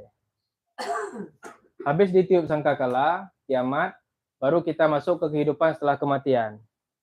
Jadi urutannya gini, barzakh pertama alam kubur, hari kebangkitan, hari padang mahsyar dikumpul, kemudian hari perhitungan, hari pertimbangan, baru siratal mustaqim, jalan untuk menuju surga apa neraka. Jadi jembatan, di bawahnya neraka, kalau udah lewat jembatan itu berarti masuk surga. Dan di informasi dalam Al-Quran, 1 hari di akhirat itu sama seperti ribuan tahun di dunia. Ada yang bilang, ada di ayat, ada yang bilang 1000, ada 5000. Panjang kali, itu terasa lama kali. Ini ada yang bilang nih majaz, maksudnya lama kali emang prosesnya itu. Dan sangat mencekam ini. Kita lihat. Jadi barzakh pertama nanti ketika udah mati berarti masuk ke alam kubur. Alam kubur ini ada nikmat, ada siksa. Sesuai dengan apa? Sesuai dengan amalnya nanti. Jadi barzakh ini, alam kubur ini antara dunia sama akhirat. Pertengahan. Jadi kita mau masuk akhirat, kita masuk alam kubur dulu. Jadi ada nikmat, ada siksa. Kata Nabi, kalau nanti dikubur itu dia nikmat, dapat nikmat, berarti insya Allah dia itu nanti selama di akhirat setelahnya itu akan mudah nanti. Baru kemudian habis sudah di alam kubur, nanti ada hari kebangkitan, ditiup sangkakala, hari kebangkitan, semuanya bangkit. Mau yang meninggalnya itu dalam kubur, mau yang meninggalnya itu tercincang-cincang, pokoknya semua bangkit di situ. Jadi manusia utuh lagi, jadi manusia dengan jasad dengan ruhnya. Ini ayatnya. Kemudian kita masuk ke padang mahsyar, habis sudah dibangkitkan semua kumpul dalam padang yang sangat luas, yang mataharinya itu ada yang bilang sejengkal, ada yang bilang 1 mil. Kalau dalam hadis ini 1 mil kata Nabi. Milan. Matahari yang berbeda nih, bukan matahari yang sekarang. Artinya di padang mahsyar, padang yang sangat luas, di atasnya matahari, dan itu yang membuat kita kepanasan nanti, berkeringat. Kata Nabi, ada yang berkeringat, pokoknya berkeringat itu sesuai dengan amal mereka. Ada yang sampai lutut, ada yang sampai muka, ada yang sampai kaki, ada bahkan yang sampai banjir. Itu gimana bayangannya? Wallahu alam, nggak bisa kita nggak berkeringat aja, nggak terbakar. Jadi matahari sedekat itu tapi nggak terbakar, cuma berkeringat. Nah, itu nggak bisa kita samakan dengan alam sekarang, beda alam karena ini. Oke, kan tuh mencekam tuh ceritanya. Makanya ada syafaat Nabi katanya. Jadi syafaat Nabi itu diperuntukkan untuk umat-umat Nabi Muhammad. Nah, adalah satu umat Nabi lain sesuai dengan Nabi masing-masing. Jadi kita umat Nabi Muhammad nggak bisa minta sama Nabi Ibrahim. Yang bisa memberi syafaat itu semua Nabi Muhammad nanti. Makanya kan ada di Mustafa Atif itu apa? Isfa lana. Itu doa itu sebenarnya. Maksudnya selamatkan kami nanti di hari akhirat. Nah, jadi ada kata Nabi di sini, hari yang tadi kan panas sekali itu mahsyar tuh. Ini orang-orang yang akan dinaungi nanti. Ini orang-orang yang nggak akan kepanasan. Ada 7 kata Nabi. 7 orang. Pertama apa? Pemimpin yang adil. Pemimpin yang adil insya Allah nanti selama di padang mahsyar itu akan dinaungi, akan diberi kemudahan. Pemimpin yang adil, 1. Habis itu pemuda yang tumbuh dalam ibadah kepada Allah. Dia ketika muda tuh dia ibadah nggak nunggu tua. Dari muda terus dia mulai ibadah. Fokus ibadah, fokus sholat berjamaah, fokus ngaji Al-Quran, fokus memberi sedekah, fokus belajar. Dari muda dia mulai, bukan dari tua. Nah, itu udah masuk ke sini. Naungan, orang kedua yang akan dinaungi. Yang ketiga, orang yang hatinya terpaut pada masjid. Nggak bisa jauh-jauh dari masjid. Maksudnya selalu pergi masjid. Mau sholat jamaah, mau dia baca Quran, i'tikaf. Pokoknya hatinya tuh dekat sama masjid. Orang yang ketiga. Keempat, 2 orang yang saling mencintai karena Allah. Ini bukan hanya suami istri, teman juga masuk ke sini.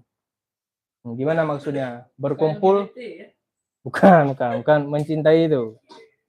Mencintai ya, ini maksudnya nih kata Nabi. Berkumpul dan berpisah karenanya. Misalnya nih kita mau pisah dulu nih, mau sholat nih, ataupun mau belajar nih, mau keluar negeri misalnya. Pisah kan? Itu berpisah karena Allah tuh, karena ingin menuntut ilmu keluar. Ataupun nanti bertemu lagi. Karena Allah mau beribadah bersama misalnya. Itu bisa konteks pertemanan, bisa konteks pasangan. Jadi berpasangan tuh memang untuk ibadah. Nikah untuk ibadah masuk ke sini juga. Mencintai karena Allah. Nah, itu bukan berarti nggak masuk ke sini. Kemudian nomor 5, laki-laki yang diajak berzina oleh wanita cantik dan berkedudukan. Lalu dia berkata, anak takullah. Dia bisa bilang, aku takut kepada Allah. Ketika udah terjebak dalam kondisi seperti ini. Kalau cuma diajak pacaran, masuk kategori itu. Ya, ini berzina yang memang spesifik.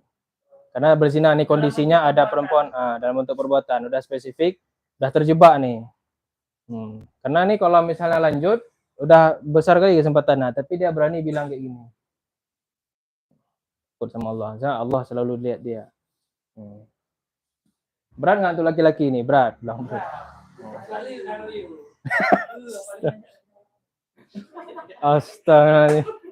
Misalnya gini jawabnya kan, aku sebenarnya mau tapi tenaga tidak mampu. Itu masuk enggak? Pak, masih ada anak Kamu lagi laku lanjutnya. Kamu jawab lagi. Tuh cari jawaban terus tuh. Jawab sendiri aja, Pak. Enggak, tanya Kalian VIP tanya sama Kak Nurul aja.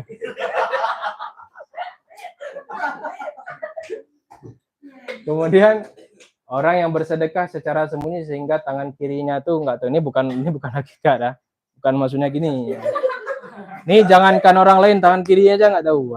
Tuh. Sekarang kan model-model politisi lah. Ya. Semua Harus nampak. Apalagi sekarang dikit-dikit konten nampak aku ini karena ada tujuan memang. Ya. Nah, itu apakah masuk ke itu? Ini memang lihat ke niatnya. Kalau niatnya untuk pamer, enggak masuk sini berarti. Ada orang nanti sedekah untuk syiar. Sedekah untuk syiar, tapi tetap ada dalam hatinya untuk kuning. elektabilitasnya. Ya. Karena ada tujuannya untuk kepentingan politik. Nah, itu maksudnya Ini nggak masuk ke sini berarti ya? nggak masuk. Nggak masuk. Ini memang diam-diam senyap kali emang nih. Tangan kirinya aja nggak tahu. Kalau sedekah itu kan nggak mesti dengan uang kan. Nah, kalau misalkan bisa bersedekah buku gitu kan. Nah, habis itu foto. Ya. Itu masuk kategori apa? Itu syiar, itu masuk syiar. Syiar nggak dihitung ria. Oh, itu laporan aja. Ya, itu kewajiban tuh. Kalau nggak dapat gaji kita. Kalau nggak dapat gaji kita. Kita Itu masuk kasihan tuh. Baru orang yang ketujuh terakhir, orang yang berzikir kepada Allah dalam kesendirian hingga meneteskan air matanya. Bisa pas tahajud tuh. Itu biasa. biasa nggak pernah lama.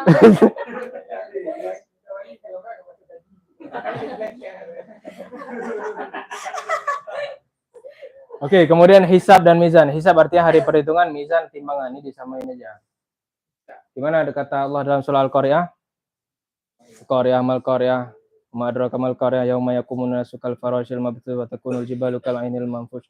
Fa amma man thaqulat mawazinu fa huwa fi 'ishatir radiyah. Siapa yang timbangannya berat maka dia dapat kehidupan yang baik nanti. Maksudnya masuk surga. Fa amma man khaffat mawazinu, siapa yang timbangannya tuh kebaikannya lebih ringan, fa ummuhu hawiyah, dia masuk neraka hawiyah. Neraka hawiyah nanti kita jelasin pas di neraka. Pas di neraka, pas masuk ke pembahasan neraka. Satu contoh ya. Nah, habis itu surah Az-Zalzalah. Timbangannya berat dan tidak berat aja. Ah, Kalau berat. tidak berat berarti otomatis berarti neraka. Kalau berat berarti langsung surga gitu. Berat. Mana yang berat? Berat baik masuk ke surga, berat jahat masuk neraka. Nah, Siratal Mustaqim ini jalan jembatan menuju surga. Di bawahnya neraka. Kalau terpleset, Berarti dia dari Berarti- sebelum jalan ke sirat tuh dia udah tahu lah Bang, masuk neraka atau masuk surga. tapi masih berharap. Dia berharap itu sebenarnya yang paling mengerikannya itu. Udah tahu misalnya hisabnya udah jelek. Kan takut pasti itu kan, panik kan. Tapi belum masuk neraka nih. Di situlah siksaan kemencekaman di akhiratnya itulah tuh. Ditambah lagi waktunya lama tadi, ribuan tahun kan. Oh, dari hisab ke sirat. Lama semua tuh. Makanya orang yang beriman tuh cepat nanti jalannya. Nah, baru mau masuk surga, ada surga dan neraka. Habis sirat tuh kalau nggak masuk surga, masuk neraka. Surga artinya taman, tempat orang yang soleh. Namanya tuh ada 7. Surga Firdaus, nih berdasarkan urutannya nggak? Firdaus, Adan, Jannatul Naim, Jannatul Ma'wa, Darussalam, Darul Maqamah, Maqamul Amin, Jannatul Khuld. Paling tinggi Firdaus. Tempatnya para nabi. Terakhir neraka. Neraka itu dari kata nar, artinya api. Tempat siksaan. Gimana kata Allah dalam surah An-Nisa? Innalladzina kafaru bi ayatina sawfa nuslihim naran kullama, ini paling ngeri ini. Kullama nadijat juluduhum baddalnahum juludan ghairaha liyadzuqul azab. Ketika disiksa di neraka, kan dibakar tuh. Hangus, diganti lagi kulitnya. Biar rasain terus siksaannya. Kalau di sini kan misalnya dibakar sekali, udah meninggal kan. Kalau ini berkali-kali diganti kulit, disiksa lagi, ganti kulit, disiksa lagi, ganti gitu. Selamanya tuh. Khalidina. Jadi yang dikatakan api neraka itu arangnya adalah. Nah, ini ayat selanjutnya. Fattakun naral lati waquduha. Waquduha ini artinya bahan bakar.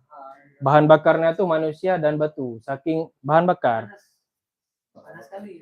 Kalau misalnya bakar ikan yang jadi bahan bakar barang kan, bukan ikannya kan. Nah, ini saking banyaknya manusia, saking mengerikannya manusianya yang jadi bahan bakar. Kayunya menggantinya. Kalau sekarang kayu kan. Nah, ini kayu. Berarti ini yang ganti kayu itu manusia jadi bahan bakar. Yang buat api yang membara itu karena manusianya dibakar. Berarti kan dalam kali itu. Bukan sekedar kenain api gitu aja. Nah, teman neraka ada 7 juga. Jahanam yang paling dalam. Kalau neraka bukan paling tinggi ya, paling dalam. Paling Jahanam nih kata ulama untuk Jahanam nih karena untuk orang kafir kalau kata ulama. Kalau kafir tuh nggak akan keluar lagi. Tapi kalau orang mukmin yang orang muslim yang bermaksiat belum sempat tobat, kata ulama masuk neraka dulu. Baru masuk surga. Dan pikir enak tuh. Kemudian Lazo ini untuk utama ini untuk orang-orang yang kalau dalam Al-Quran surat Al-Humazah untuk orang-orang yang suka mencela, suka menggibah, jelekin orang. Nah, ini sempat. Ya, bully orang sini, menjelekkan orang, mencela. Itu masuk kategori apa namanya dari fitnah. Sair untuk orang-orang yang nggak nyantunin anak yatim, sakar sauslihi sakar. Jahim, Wa'il, Hawiyah paling Itu jangan kira paling ringan tuh. Nah, Karena dibakar. dibakar jadi bahan Itu bakar. kalau hawiyah itu di permukaan paling tinggi. Paling tinggi berarti ya. Berani bilang dingin.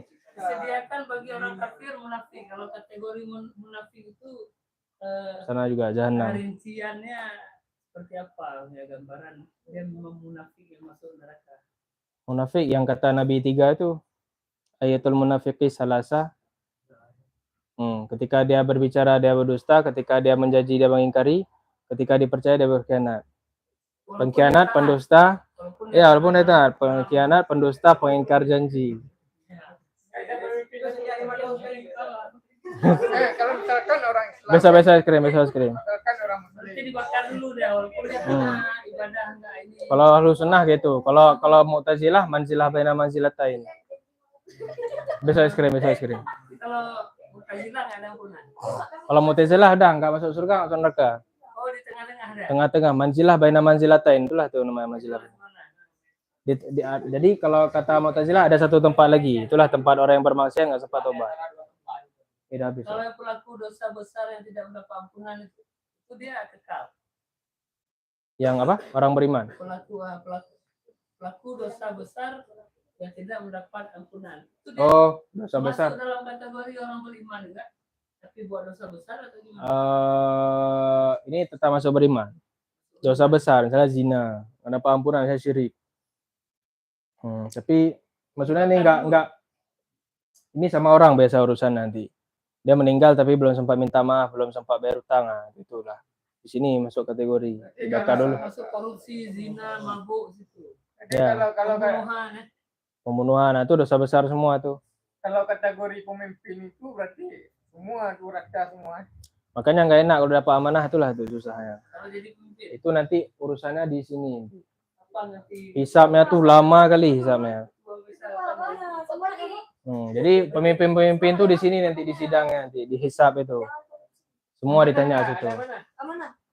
Oke, kita tutup dulu ya. Kalau ada pertanyaan lagi, ya. Mau mula ya? Enggak, ada satu lagi. Udah habis. Misalkan dia kan orang Muslim, tapi dia murtad atau kafir, orang Muslim yang murtad itu ke jahanamnya. Murtad masuk jahanam. Kafir karena murtad. Kategori kafir, Ya, murtad. Memang nggak ada iman lagi dalam hatinya.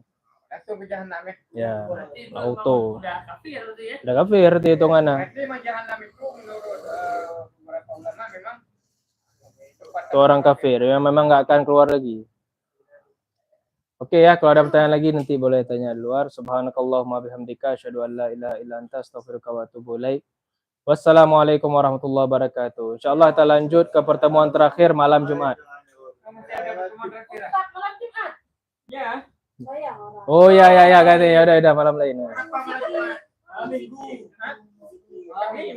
Bebas. Orang tadi, Bang. Ini semua, Bang. Jadi satu pertemuan lagi ya. Satu pertemuan lagi kita